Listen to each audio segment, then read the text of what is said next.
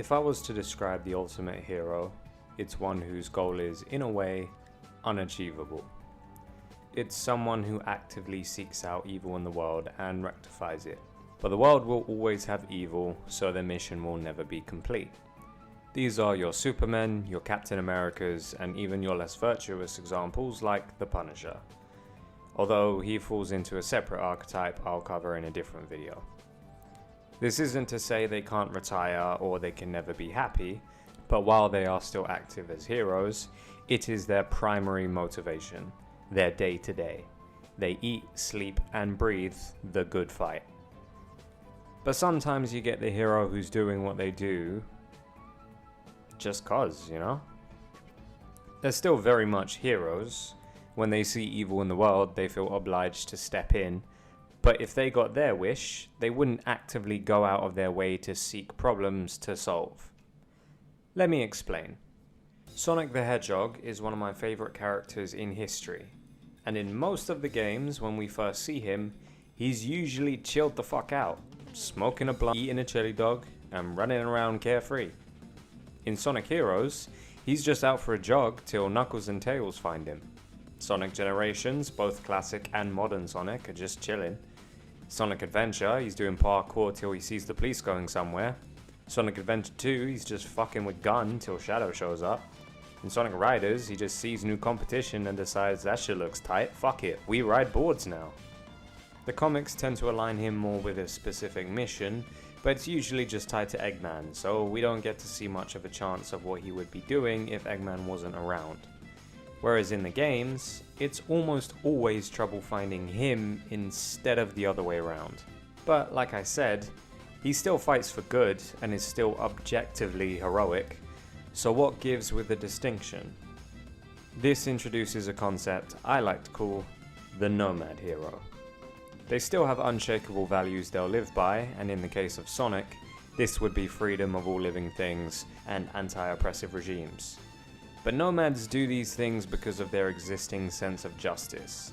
If it wasn't for crazy godlike alien entities invading every other week, Sonic would be plenty content with just running around living a carefree life. Whereas someone like Superman will always find evil somewhere to thwart. Another good example is Poe. Firstly, fucking love these movies, except the last one, but go watch this video on how I fixed that. Anyway, Poe's journey as a dragon warrior and eventual spiritual leader of the valley is one which all started from Poe just being really into Kung Fu. You can argue part of the reason he loves Kung Fu so much is because he gets to fight evil, but let's be honest, he thinks being a hero is radical, and he loves chopping it up with the Five. It has very little to do with some grand sense of justice. But that's not to say he's not heroic. He still goes out of his way to save people, will talk before resorting to violence, and sacrifice himself for the greater good. Even then, something tells me if you told Poe, "That's it bro, you got them all, no more villains left to fight," he'd probably be a little bummed out. I mean, just look how he reacted when it was time to promote the spiritual leader. Poe's natural state is being the dragon warrior. It's fun for him, and he's a fun-loving guy. It also happens to let him carry out good deeds, but yeah, just like Sonic, if genocidal maniacs would stop showing up, Poe would be perfectly content just training and being boys with the Five. Now, if you watch this channel a lot, you might think I'm biased towards animated stuff, but Nomad heroes appear in big boy stuff too, like Sherlock.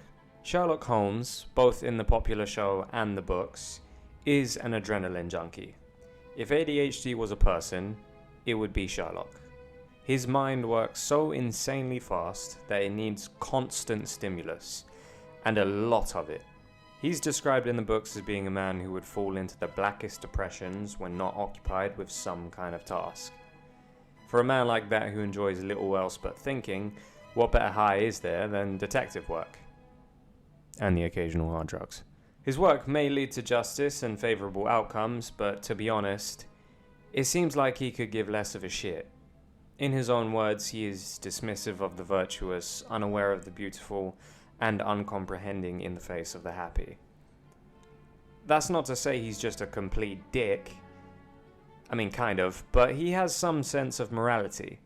This is tackled a lot more in the show, but even in the books, there are certain actions which can only be described as moral, and he does often question his own moral compass.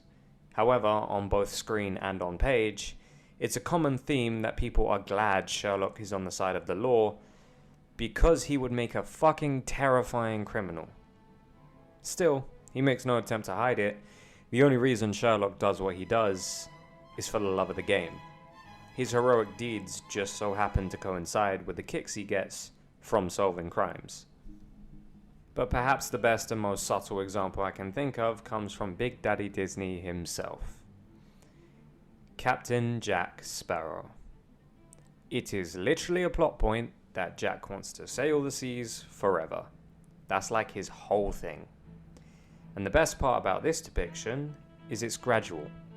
At the start, Jack's not really a hero at all. He will sacrifice anything and anyone to save his own skin and get back to the Black Pearl. But over the course of the movies, he slowly starts to realize, much to his own dismay, that he's a better man than he thought. He starts to do good things, even at his own detriment. Still, before and after his journey, Jack is nomadic as it gets. He's a pirate, and it's a pirate's life for him. Go where he wants, do what he wants, take what he wants. He's never going to be somebody who sets out to fight evil or seek justice, but maybe, just maybe, he'll be somebody who feels obliged to intervene when he does cross paths with the wicked. Especially if there's a drink or two in it for him.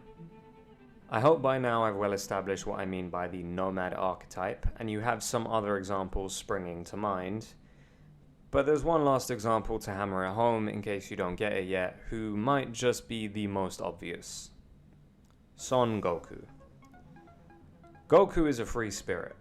He loves nothing more than training, fighting, and actually that's kind of it. His character's inconsistent, to be honest, so his priorities change and seem to progress and regress between arcs. In the Saiyan arc, he first wanted Vegeta to leave Earth, choosing the safety of his friends and the planet over his desire to fight a strong enemy.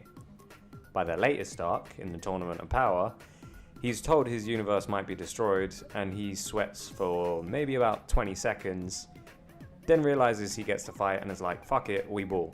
But something that always remains is Goku is of pure heart. When available to him, he will always pick the good choice. And yet, when there's no great evil to face, he's not out trying to help people, he's sneaking away to train and picking fights with gods.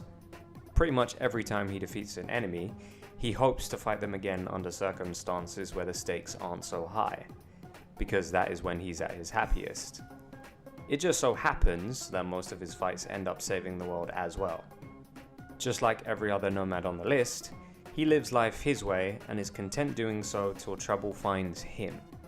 He might be a hero, but his heroism is reactive rather than proactive.